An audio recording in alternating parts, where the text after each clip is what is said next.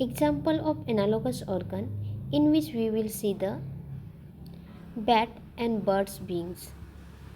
Both are similar in structure and similar in function, but in this we will see the bird's wings are covered with the feathery layer and the wings of the bat is covered with the skin falls stretched between the elongated fingers, so that we can see both are similar in function but not equally made up of.